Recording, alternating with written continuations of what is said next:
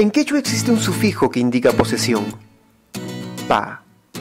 Por ejemplo, ñohap, ñohapwasi, hampa, hampa taitaiki, paipa, paipa missing.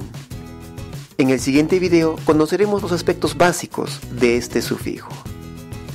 Yaikuga muy chikai, hichua iskaichas japuntuchayo nisja.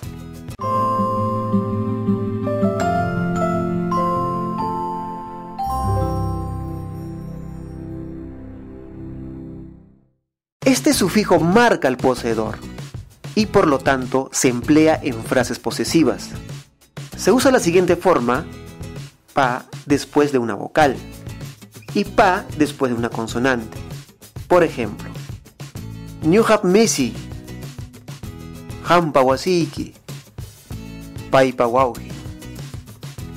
Como podrán notar, ñuja está en primera persona singular. Por lo tanto, misi, la cosa poseída, debe llevar el sufijo personal de primera persona i.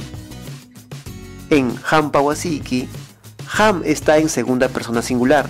Por lo tanto, wasi, la cosa poseída, debe llevar el sufijo personal de segunda persona iki.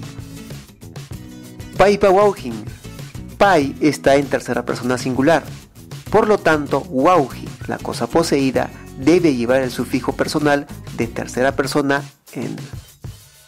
Por lo tanto, cuando una frase posesiva se desea indicar el poseedor y la cosa poseída, necesariamente debe usarse el sufijo pa y los sufijos personales respectivos, concordando en número y persona con la cosa poseída.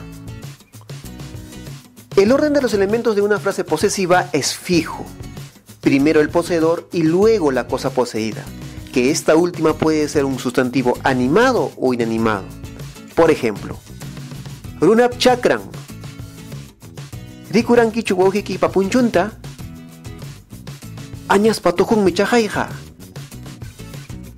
Y finalmente, para concluir, este sufijo forma expresiones adverbiales en combinación con sustantivos que indican las partes del cuerpo humano.